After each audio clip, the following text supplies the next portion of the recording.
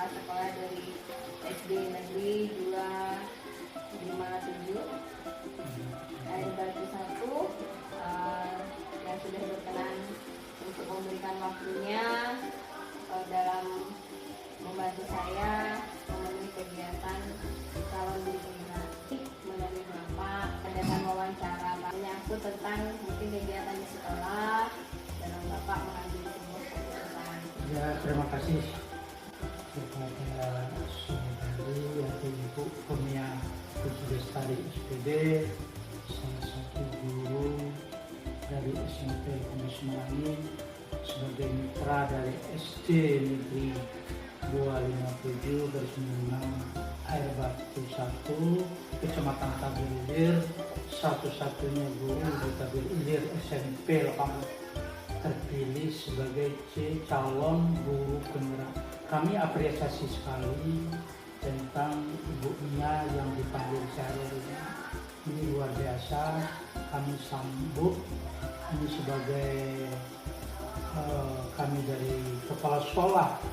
Ada 4 kepala sekolah, ada SD di wilayah Kuala Bu penggerak ini berkembang dengan baik apa yang kami harapkan.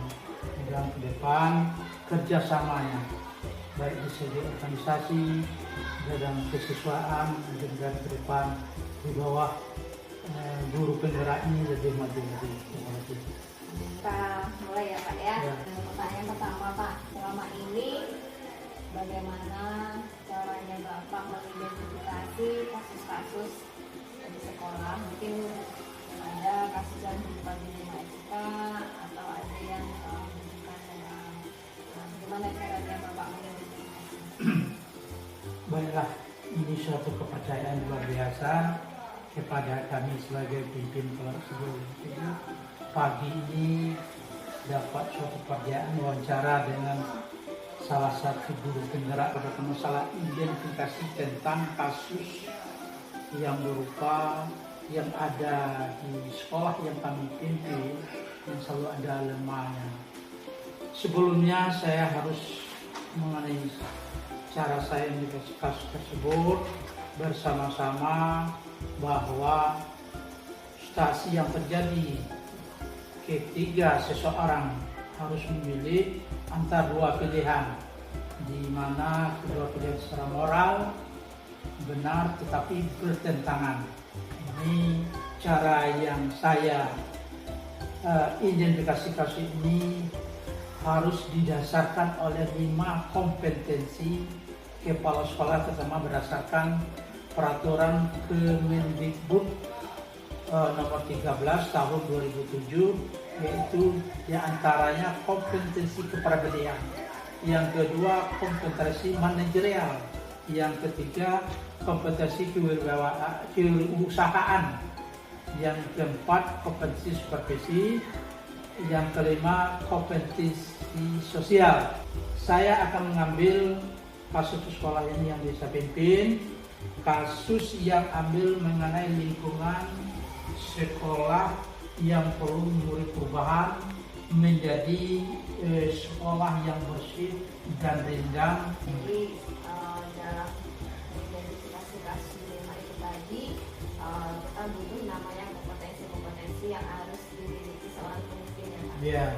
Yang kedua, salah satu yang kami ambil sebagai kepala sekolah kompetensi kepribadian, manajerial dan sosial, dengan tidak mengesampingkan prinsip delima ketika yakni prinsip berpikir berbasis hasil air, berpikir berbasis peraturan dan berbasis rasa kepedulian terhadap lingkungan dan guru.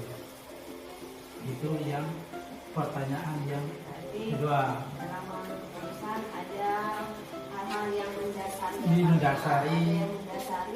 agar keputusan itu tidak ibaratnya sesuai dengan aturannya. Ya. Ini setelah ada kasus, kemudian bagaimana sih caranya Bapak menjalankan atau mengambil suatu keputusan di sekolah, itu bagaimana Pak? Kita harus kerjasama yang baik tentang lingkungan kita. Jadi adanya kolaborasi Ya, kolaborasi. dari seluruh warga sekolah. Iya. Pertanyaan ketiga Pak, selama perjalanan Bapak sebagai kepala sekolah, tentunya Bapak ada dong mengalami kasus ya Pak. Iya. Nah, kemudian misalkan Bapak menceritakan Pak, Iya. contohnya satu aja Pak kasus. Ini menyangkut masalah lingkungan. Ini kasus yang pernah kami alami.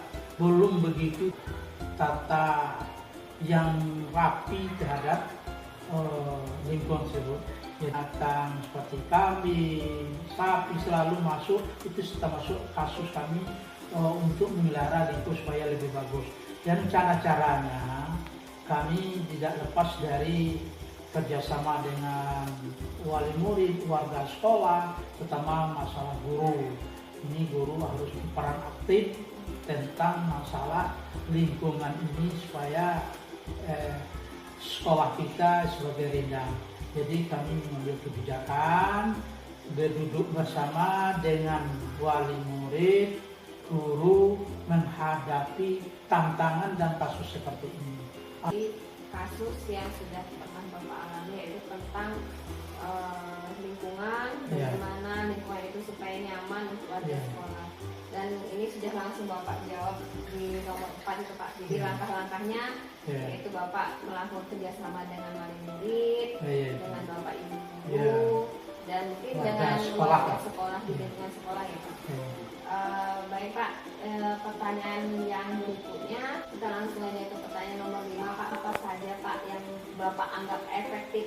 Tadi kan ada alternatifnya, yaitu kerjasama dengan orang tua, guru dan sebagainya. Nah, yang paling efektif dari langkah-langkah tersebut apa nih Pak dalam mengambil keputusan? Langkah-langkah efektif yang kami ambil itu yang salah satunya ya guru dengan siswa, masyarakat terutama komite atau warga sekolah adalah menyampaikan persepsi dalam menyelesaikan masalah ini yang saya hadapi.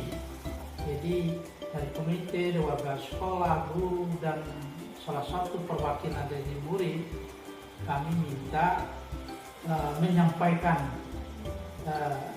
apa yang saya hadapi tentang lingkungan ini yang kurang memadai. Tentu juga saya sebagai kepala sekolah mengambil yang paling baik daripada yang baik dalam mengambil keputusan tersebut.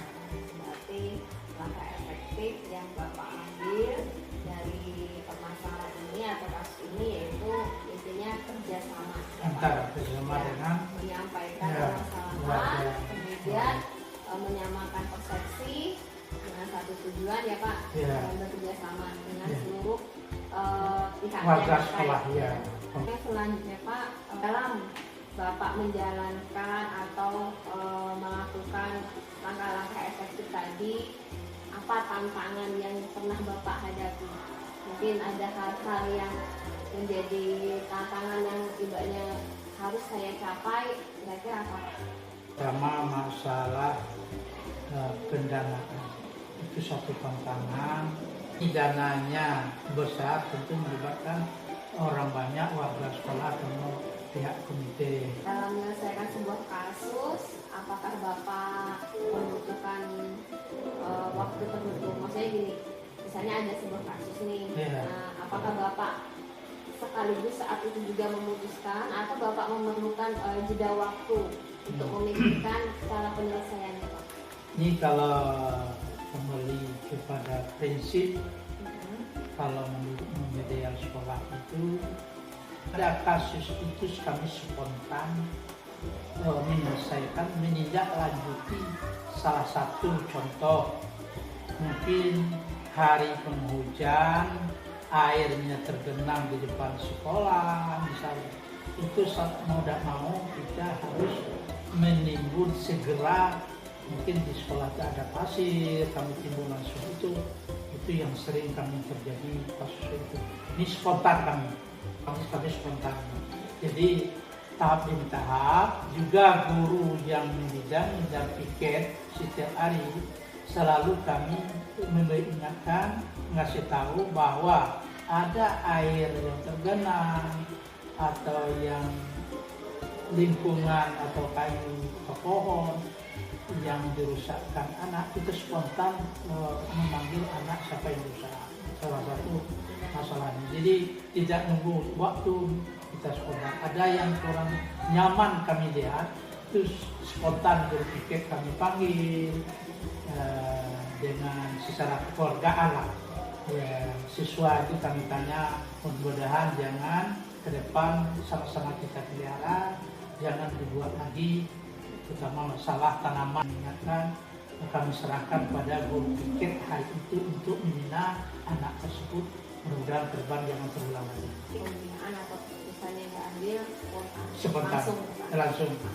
Nah, kemudian Pak, dalam mengambil atau melaksanakan keputusan itu ada nggak Pak seseorang atau pihak-pihak lain yang membantu Bapak? Kami sifat itu yang terbaik untuk kemajuan sekolah ini, insya Allah mendukung kedisiplinan, tentang kebersihan lingkungan, sebagaimana sekolah Rindang itu alhamdulillah betul-betul mendukung. Ya, Jadi semua pihak mendukung, alhamdulillah mendukung. Untuk pertanyaan nomor 8 Pak, Mengambil keputusan, mengambil apa yang terjadi di sekolah itu. Kalau ada, mungkin pertama secara keluarga dulu, ada teguran secara lisan. Sampai hari ini sudah dari 2013 sampai sekarang kami belum pernah memanggil guru secara dinas, apalagi secara tertulis. Sampai hari ini insya Allah belum ada. Cukup kami atasi dengan secara kekeluargaan. Sebab sekolah adalah keluarga yang kedua. Yang pertama adalah sekolah rumah kita sendiri. Kita samakan, ini adalah 24 jam kita bertemu di sini. Apabila antara kita ini sifat keluargaan sudah jauh, itu sudah di dalamnya sudah tidak bagus, apalagi di luarnya kita tidak bisa mencapai tujuan apa yang kita kehendaki. Sebab amanah ini adalah untuk orang banyak, bukan untuk kita sama-sama guru. Kita diamanahkan dari negara untuk mengurus generasi ke depan lebih baik lagi. Mengutamakan kekeluargaan, silaturahmi, Ya. ya Pak ya. Di antara warga sekolah. Ya. Ini di penghujung kegiatan kita Pak. Dari awal sampai akhir Bapak sudah bercerita panjang lebar. Nah, dari semua pembicaraan kita hari ini, kira-kira pengalaman apa Pak atau yang bisa Bapak ambil Pak, jadikan pengalaman atau mungkin yang bisa Bapak sampaikan nantinya dari kegiatan kita hari ini. Untuk kesimpulan pada hari ini, pertemuan wawancara dengan Ibu Dunia Registrar SPD, pertama yang kami alami bahwa sekolah itu adalah sebagai mandirian. Kami pertama guru sebagai pendidik dalam kelas, nama tugas sebagai guru adalah mendidik. Kemudian kalau sekolah itu kita harus ikhlas, ya, jangan memandang ada duitnya, itu tidak akan jadi. Itu betul-betul yang saya rasakan. Insya Allah urusan kita ikhlas, yang kita lakukan berat kita anggap ringan, dianggap berat, kita harus ikhlas dan diterima dengan hati nurani sebagai kita mengembangkan amanah tersebut. Dengan kelas ini mudah-mudahan kita sebagai mengemban sebagai pimpinan bahwa sekolah yang kedua lebih baik lagi. Pokok ini Pak, kalau saya analisis tadi, yang pertama kita bekerja sesuai dengan tupoksi di sekolah, kepala sebagai manajerial, guru sebagai pendidik di sekolah. Yang kedua, sebagai pimpinan kita harus ikhlas dalam menjalankan tugas, ya Pak, agar segala sesuatunya bisa lancar dan bisa bermanfaat untuk warga sekolah. Kita sekolah itu jangan merasa dibebani unsur pekerjaan. kita harus bagi-bagi. Misalnya anak-anak muda sekarang pintar IT, mana kita kasih ini. Kalau semua kepala sekolah yang ngurusi, yang ngerjain, memang berat. Insya Allah kami ya dibagi-bagilah tentang ya kolaborasinya ya sekolah tersebut. Terima kasih Pak, ini sudah panjang lebar memberikan informasi. Mudah-mudahan ini menjadi bermanfaat buat saya. Ya. Mudah-mudahan apa yang menjadi tujuan Bapak, apa yang menjadi cita-cita Bapak ke depan terhadap sekolah dan pendidikan bisa berjalan dengan baik ya Pak. Kami mewakili dari guru SD 257 berucap terima kasih. Semoga ibunya ini bisa lulus, bisa ilmunya selama di calon guru penggerak ini bisa dibawa ke SMP-nya lebih bagus, sekolahnya lebih bagus, bisa mengimbas kepada SD kami. Terima kasih ya Pak. Ya, sama-sama.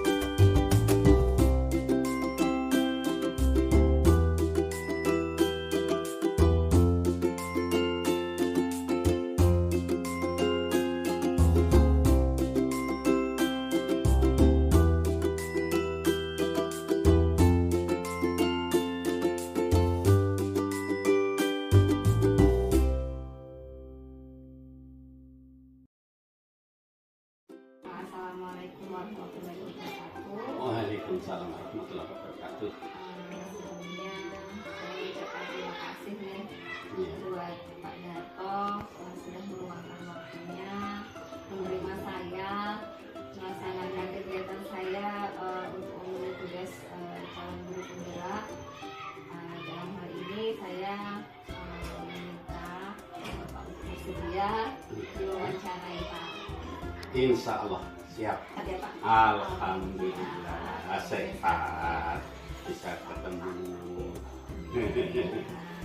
Pak, jadi ini nanti ada beberapa pertanyaan yang mau saya utarakan dan insya Allah Bapak bersedia. Insya Allah. Kita mulai ya Pak. Iya. Untuk pertanyaan yang pertama, ini selama Bapak menjadi kepala sekolah, kan ada bermacam-macam kasus Pak. Iya. Jadi di situ kan ada kasus yang berupa dilema etika, ada yang berupa moral.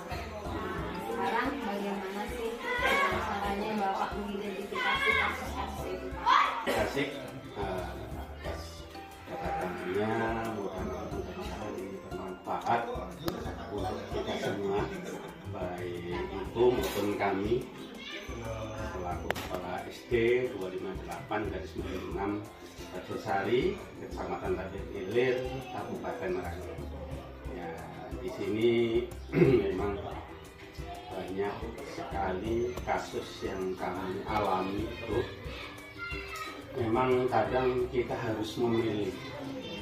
Nah, kalau memilih ini yang sangat susah adalah memilih yang hal yang sama ini, tetapi harus menentukan salah satu mana yang terbaik. Kalau misalnya yang satu benar, yang satu salah, itu enak.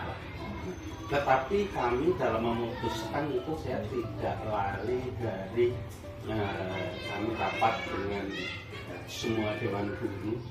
Intinya kami ingin transparan dalam memutuskan masalah juga supaya kami tidak salah langkah gitu.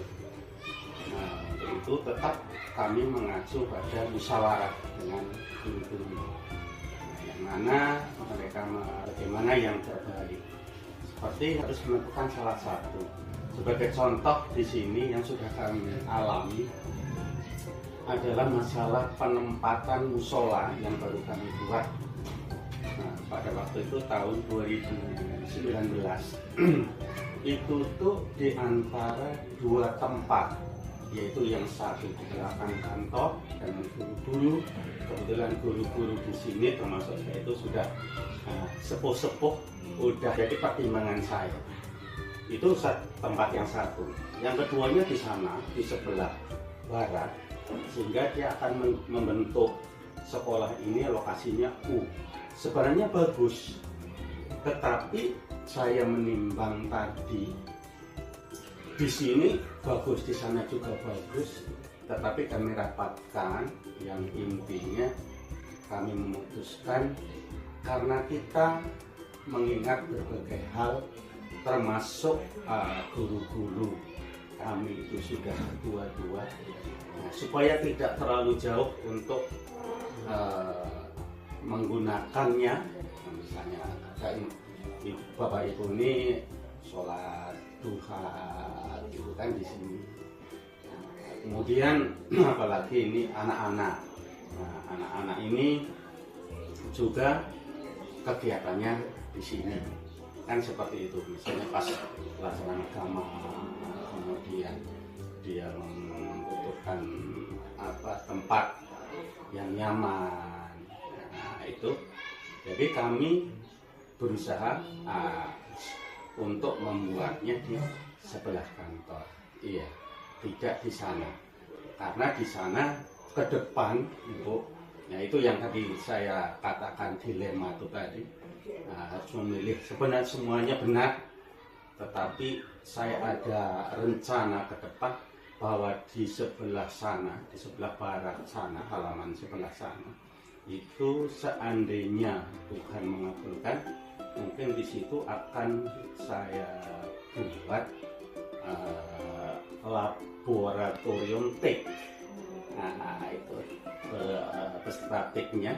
Karena selama ini terus terang kami itu masih menumpang di SMP 18 Merangin kalau pelaksanaan AMPK. Nah, jadi itulah keputusan saya selaku kepala sekolah, mana semua baik, tetapi saya harus memilih yang terbaik.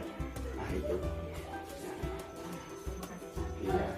Kemudian sekarang Bapak mengambil suatu keputusan di sekolah, apa yang nilai-nilai kebajikan mungkin yang sudah Bapak lakukan, Pak?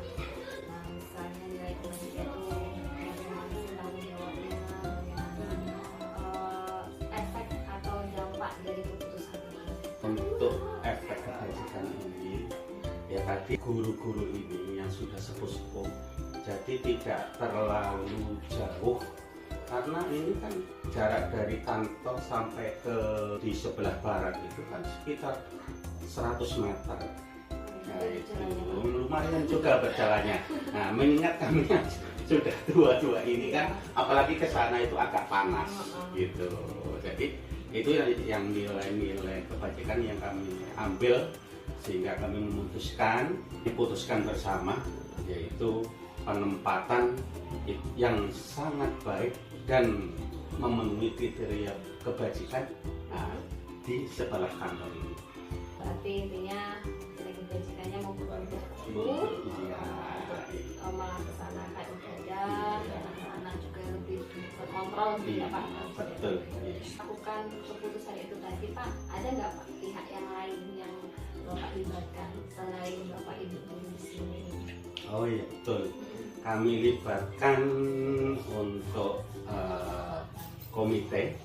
Jadi kami berkoordinasi dengan komite. Kami punya tanaman sawit itu. Setelah kami punya tanaman sawit, sehingga sawit inilah yang kami tampung, kami tabung hasilnya, kemudian dimanfaatkan untuk membuat musola ini. Dan saya tetap melibatkan komite karena termasuk sawit ini adalah milik wali murid, karena wali murid yang menanam dulunya. Memang tanahnya tanah milik sekolah, tetapi penanaman dan bibitnya dahulu itu dari wali murid. Sehingga yang mengelola pun sepatutnya adalah komite. Jadi kami tetap berkoordinasi dengan komite. setelah keputusan diambil nih Pak, Iya. keputusan diambil dan mungkin kegiatan mulai dilaksanakan, ada nggak Pak tantangan atau hal-hal yang Bapak temui, masalah yang Bapak temui dalam melaksanakan keputusan itu? Tentu ada tantangannya, apalagi sekarang kurikulum ini olah hanya yang diperlukan adalah ilmu umum, nilai agama berkurang. Nah, itu tantangan saya. Sebenarnya saya menginginkan jam agama ini banyak, sehingga anak ini di samping mendapatkan ilmu umum, pengetahuan umum, juga pengetahuan agama diperkuat. Itu. Jadi itu tantangannya sebenarnya. Kalau bisa jam pendidikan agama itu justru ditambah supaya lebih luas karena meliputi praktek maupun teori. Kan nanti butuh namanya karakter. Iya, betul.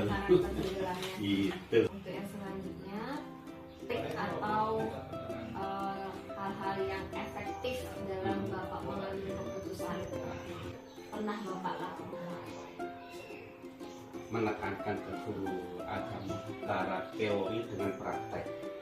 Nah, sehingga di samping anak pengetahuan secara umum, tetapi prakteknya itu juga harus dilaksanakan.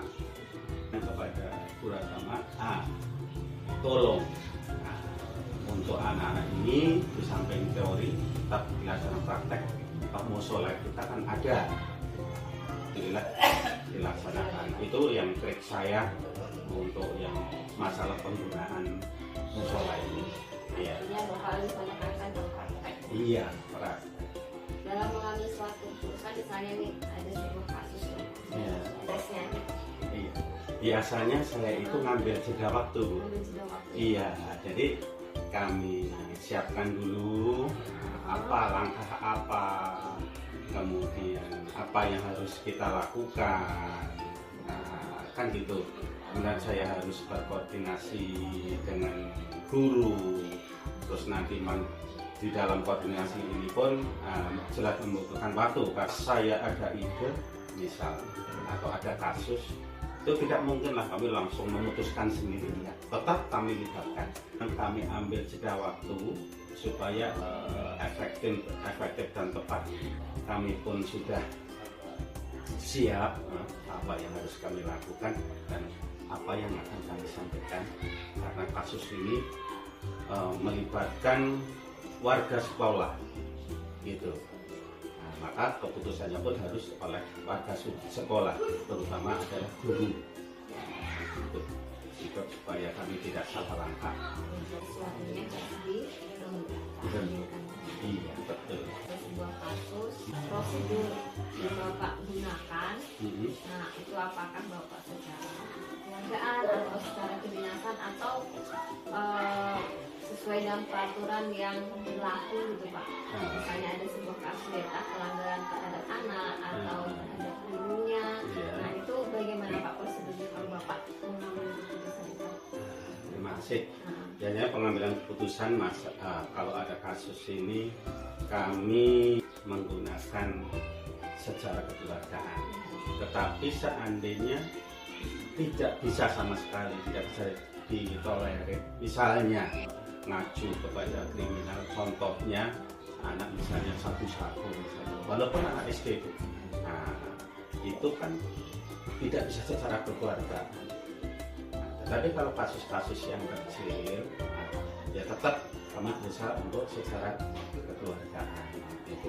Kalau yang sudah sabu-sabu atau mungkin narkoba, tetap kami melibatkan pemerintah.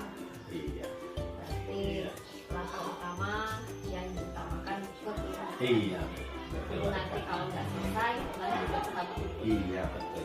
Jadi dari awal sampai akhir Iya. ini sudah Bapak utarakan banyak lebar nih Pak Iya. tentang pengalaman Bapak sebagai kepala sekolah.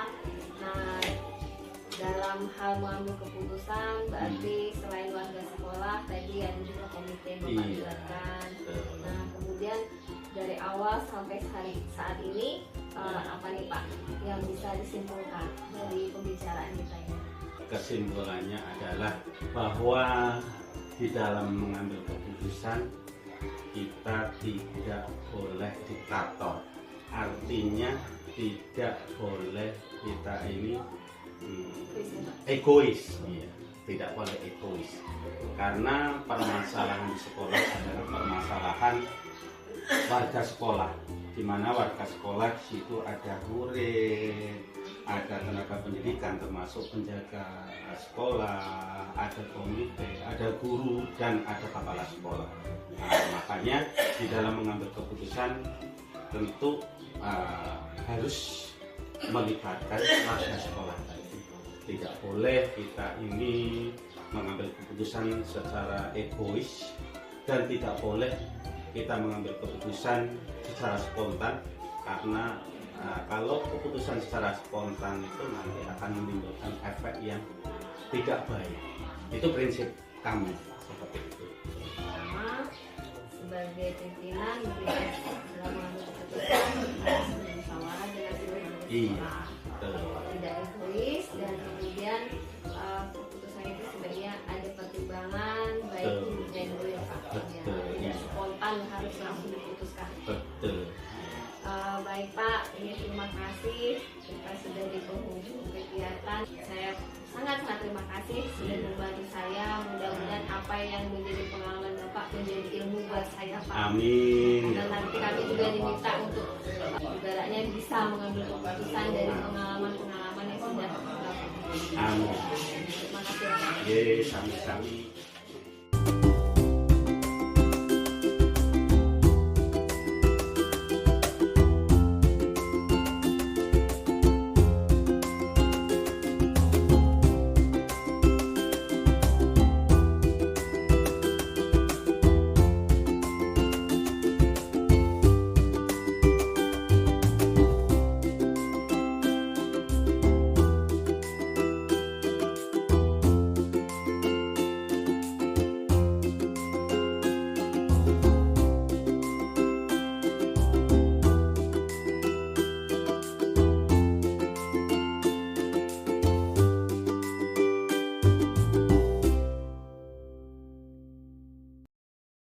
Assalamualaikum warahmatullahi wabarakatuh. Waalaikumsalam warahmatullahi wabarakatuh. Sehat Pak kemudian hari ini? Alhamdulillah sedikit kurang sehat. Iya. Aktivitas Pak. Semangat insyaallah. Terima kasih Pak atas waktunya bersedia mencari Bapak sebagai kepala sekolah. Mungkin nanti ada pengalaman hal-hal yang menarik yang bisa saya ambil dan saya jadikan pelajaran buat saya. Sebisa mungkin Bisa kita usahakan yang terbaik untuk kita bersama. Karena ya Pak kerja. Iya, monggo. Eh, Silakan. Ini pertanyaan pertama Pak. Kan kemarin juga sudah sekilas mungkin saya memberikan penjelasan apa itu dilema etika, kemudian bukan moral.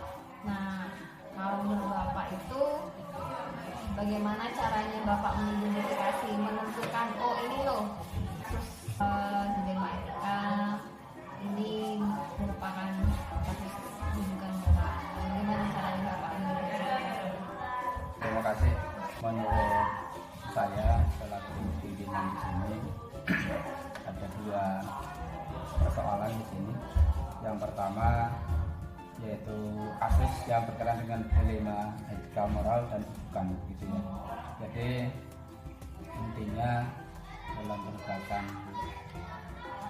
permasalahan penegakan peraturan baik itu yang sifatnya mutlak maupun yang sifatnya tambahan ataupun dalam proses penegakan kasus apalagi yang berkaitan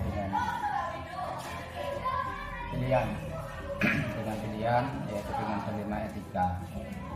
Salah dengan etika itu merupakan suatu permasalahan kasus yang sama-sama benar tapi harus salah satu itu diambil keputusan keputusan yang sekiranya memang lebih besar manfaatnya, lebih besar kepentingannya untuk kita bersama. Kalau yang misalnya kasus tentang rujukan atau mengajak itu kita juga insya Allah bisa sedikit membedakan. Yang diminta di sini. Ini Pak, jadi untuk yang keduanya, bagaimana caranya Bapak dalam menjalankan untuk mengambil suatu keputusan itu di sekolah caranya gimana? Terutama untuk kasus-kasus yang diterima RPK. Nah, dalam menangani kasus ini, bagaimana caranya Bapak mengambil keputusan? Berkaitan dengan kelima etika moral ini, sama-sama mempunyai kepentingan kita bersama, karena kaitannya bisa dengan individu dan dengan kita bersama seperti itu. Kita lihat juga di sini tadi berdasarkan asas pemanfaatan terlebih dahulu. Jadi manfaatnya itu lebih besar kemana atau kepentingan yang mananya terlebih dahulu kita dahulukan. Prinsipnya kalau kita itu dalam mengenai semua permasalahan itu harus bisa diterima, kemudian merujuk kepada keadilan, kemudian kemanfaatan serta kepatutan. Permasalahan sama-sama punya kepentingan yang sama, yang benar, sama-sama benar. Berarti caranya Bapak mempertimbangkan ya Pak, timbang-timbang mana yang lebih besar manfaatnya yang diperlukan. Itu yang pertama. Yang kedua, tentu kita identifikasi kasus itu, kemudian waktunya. Ada waktu yang bisa, misalnya kalau saya contohkan misalnya seperti Bu Kurnia, mungkin ada selaku operator lah, katakanlah contoh saja ini seperti itu. Kemudian Bu Kurnia ada punya tugas mengajar seperti itu. Tiba-tiba ada panggilan kantor untuk rakor misalnya, tentu dengan izin, dengan yang disampaikan oleh Kurnia ke kami, tentu akan kita pertimbangkan manfaatnya besar yang mana, waktunya mendesak atau tidak. Akan kita berikan dispensasi untuk yang terlebih dahulu untuk mengikuti rakor di dinas pendidikan yang diikuti untuk proktor seperti itu. Itu yang bisa kita lakukan. Kemudian kasih dispensasi, izin, dan surat tugas untuk melaksanakan tugas proktor dulu, rakor, kemudian mengisi misalnya yang sama-sama ada kepentingan baik sekolah, kemudian dunia secara tanggung jawab proktor itu terpenuhi. Nah, untuk handle misalnya ada yang tugas mengajar atau tugas tiket, akan kita berikan tugas itu kepada untuk menghandle atau untuk mengisi supaya anak-anak tidak kosong di sekolah, bisa kita mintakan tugas itu ke guru tiket. Atau mungkin kita sendiri masuk ke lokal untuk memantau atau membantu supaya anak bisa belajar. Itu contoh saja, yang lain nanti kita lihat. Salah satu contoh dari dilema etika yang kasus yang pernah Bapak alami ya Pak ya. Nah terus yang keempat Pak, langkah-langkah apa saja yang akan Bapak lakukan saat mau mengambil keputusan? Dan daripada pengambilan keputusan, sebelum kita ambil keputusan tentu kita pertimbangkan baik itu masalah yang kecil, masalah yang besar, tentu ada konsekuensinya itu. Kemudian yang berkaitan dengan ketentuan yang diatur oleh undang-undang, tentu kita mengutamakan gitu, oleh peraturan pemerintah maupun peraturan-peraturan yang disepakati bersama oleh sekolah, itu kita utamakan untuk ditegakkan. Misalnya ada suatu dilema yang menyangkut kepentingan bersama, asas kita adalah musyawarah mufakat. Namun di sini ada istilahnya pengambilan keputusan dengan dilema etika seperti itu. Ini sifatnya lebih khusus, lebih spesifik kaitannya dengan kepentingan pribadi dan dengan bersama. Tadi saya menyampaikan, tentu sebelum kita ambil keputusan kita tekan dulu, seperti maksudnya kita kepatutan dan kemanfaatan tadi itu. Itu yang pertama.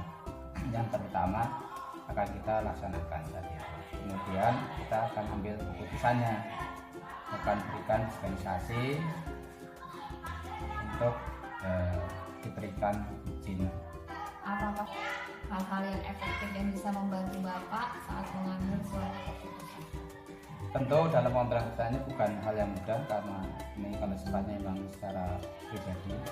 Kalau yang sifatnya memang umum sudah ada peraturannya, kita akan mengacu berpedoman pada peraturan yang berlaku untuk semua, misalnya yang kaitan dengan sekolah saja lah ya. Dan sekolah baik itu disiplin, disiplin guru, disiplin anak-anak misalnya, saya contohkan seperti itu kita kan sudah ada peraturannya. Jadi peraturan itu kita tegakkan. Kalau misalnya sistem kebijaksanaan tadi, kemudian barangkali di sini ada patutan itu dengan sopan, santun, biasanya bagaimana kita selaku pemimpin atau kepala sekolah memberikan misalnya menegur kepada guru atau anak misalnya itu dengan bagaimana teknik kita supaya bapak atau ibu guru atau anak-anak tidak merasa tersinggung, tidak tersakiti, untuk punya trik tersendiri barangkali itu. Dan secara serta-merta misalnya bapak ibu guru melakukan kesalahan dengan disiplin, kita berlangsung di depan siswa, itu kan kurang bagus. Mungkin bisa dipanggil, berikan arahan, ya seperti itu. Kemudian dalam Bapak mengambil keputusan, ada nggak pihak-pihak tertentu yang bisa membantu atau mendukung dari keputusan Bapak tersebut? Saya kira begini, pedoman kita selalu pakai aturan yang berlaku seperti itu sebagai alat kita untuk membantu pengambilan keputusan. Kita kalau di sekolah ini kan sudah selalu tidak meninggalkan asas musyawarah untuk mufakat. Kalau yang sifatnya penting kita lakukan apakah dalam bentuk musyawarah bersama ditentukan jadwalnya, atau barangkali dalam bentuk briefing untuk menganalisa apa yang terjadi permasalahan kita seperti itu. Kemudian dalam membantu, siapa ada yang membantu, misalnya kalau perangkat tentunya peraturan, kalau individu subjek ya kita bersama bapak ibu guru, wakil, tentunya kita ajak ambil pertimbangan yang sifatnya lebih penting seperti itu. Kalau yang kasusnya ringan bisa kita sendiri selaku kepala sekolah memutuskan. Jadi nanti adanya kolaborasi ya Pak antara guru, kepala sekolah dan warga sekolah. Nah selain warga sekolah Pak, ada lagi nggak pihak lain yang mungkin suatu saat mengambil keputusan Bapak membutuhkannya atau membantu Bapak? Yang kaitannya dengan anak barangkali Ya. dengan komite, dengan kepentingan sekolah ini yang ada kaitan dengan komite, tentu kita libatkan komite, minimal ketua atau wakil itu ada mewakili dari komite. Kalau misalnya kaitannya kasus ini dengan anak, sama-sama yang sifatnya rujukan dan mengajak anak melakukan kesalahan, akan kita cari solusinya, terutama bapak ibu, wali guru, wali kelas seperti itu. Menurut saya nanti dikasih surat panggilan untuk diajak berkomunikasi dengan orang tua murid, itu yang lebih efektif untuk sifatnya rujukan atau pembinaan. Ini keputusan udah diambil nih Pak, Ya. untuk mencapai suatu tujuan. Nah kemudian apa nih yang biasa mungkin Bapak temui, tantangan yang biasa Bapak temui setelah keputusan itu diambil dan mau dilaksanakan, ada tantangannya. Nah apa tantangannya Pak kira-kira yang pernah Bapak alami? Yang sifatnya dua-duanya punya nilai kebaikan. Ya, Atau dalam kasus dilema etika ini, dilema etika. tantangan yang pernah Bapak temukan itu seperti apa? Ya contohnya barangkali kalau yang dilema etika ini kan sama-sama punya nilai moral moral yaitu kebajikan. kebenarannya. Tapi di situ selain kebenaran juga barangkali kalau dilihat untuk kekurangannya ada juga, karena ini satu kasus pasti ada permasalahan, berarti ada kurangnya. Yang kalau sudah ditindaklanjuti, dikasih misalnya kayak tadi dikasih surat teguran atau pembinaan seperti itu, kembali misalnya secara yang tantangan nyata ini kadang-kadang mohon maaf saya sampaikan, jadi kalau bersama kita cukup bagus. Kebiasaan individu saja barangkali yang mungkin masih kurang kurang menyadari seperti itu. Kadang terjadi tantangan harus yang tantangan terutama sifat kejujuran itu tertanam dari kita bersama, baik kita, saya, kepala sekolah, bapak ibu guru, anak-anak seperti itu. Berarti tantangan yang Bapak hadapi itu yaitu tentang individual ya Pak, secara individu. Ya. Mungkin ada beberapa warga sekolah yang kurang menyadari dari hasil keputusan itu sehingga kurang bertanggung jawab. Iya benar, itu yang masih menjadi sedikit problema bagi yang kita. harus Bapak, mungkin itu yang nantinya harus Bapak rubah ya Pak. Kemudian harapan Pak, harapan Bapak atas keputusan Bapak itu kira-kira seperti apa Pak? Ya tentunya semua keputusan kebijaksanaan atau kebijakan di sekolah, inilah kebijakan sekolah misalnya kita sesuai visi misi sepakat ini itu semua warga sekolah bisa melaksanakan baik, mendukung program sekolah, semua stakeholdernya baik itu guru dan kepala sekolah konsisten, kemudian siswanya mendukung juga, tenaga pendidikannya, komitenya dan mendukung itu. Kita insya Allah akan berjalan dengan baik. Hanya ada sebuah kasus nih. Ya. Ada sebuah kasus, kemudian saat mengambil keputusan itu Bapak langsung spontan memutuskan untuk tindakan atau Bapak memerlukan jeda waktu mungkin untuk mempersiapkan segala sesuatunya, merampungkan segala sesuatunya, atau gimana Pak? Artinya Bapak dalam mengambil keputusan itu spontanitas atau memerlukan jeda waktu? Jadi di sini bisa kita pilah barangkali. Oke. Ya, bisa kita pilah kasusnya seperti itu. Kalau sifatnya kasusnya itu ringan, tidak terlalu menimbulkan efek, secara spontan diberikan arahan, diberikan teguran. Tapi kalau kita berhadapan dengan bapak ibu guru, tidak bisa serta-merta kasus itu kita putuskan langsung. Itu tadi harus ada penyampaian yang barangkali secara sikap moral tadi dipertimbangkan, dan supaya sama-sama tidak ada yang merugikan, intinya demikian. Nanti saat mengambil keputusan Bapak kondisional ya Pak, dikondisikan dengan kasusnya. Iya, disesuaikan. Kalau kasus itu ibaratnya tidak terlalu berat, mungkin Bapak bisa spontanitas saat itu memutuskan keputusan. Tapi kalau seandainya kasus itu mungkin berefek Pak yang nanti dia luar biasa, mungkin berarti Bapak harus memusyawarahkannya kepada Konsultasi Bapak Ibu. dengan yang lainnya. Jadi seperti itu. Kemudian Pak, dalam mengambil keputusan tentunya kita punya dasar ya Pak, punya dasarnya. Nah, kalau menurut Bapak sendiri selama ini prosedur apa nih Pak yang sudah Bapak lakukan saat mengambil keputusan? Ya prosedurnya kita sesuai dengan dasarnya, dengan peraturan yang ada, gitu kan, yang sudah kita laksanakan. Misalnya untuk anak yang mengalami permasalahan ini, mengalami permasalahan, kemudian diadakan pembinaan secara individual oleh wali kelas, kemudian pemanggilan orang tua, kemudian surat panggilan maksudnya sampai 1, 2, dan 3.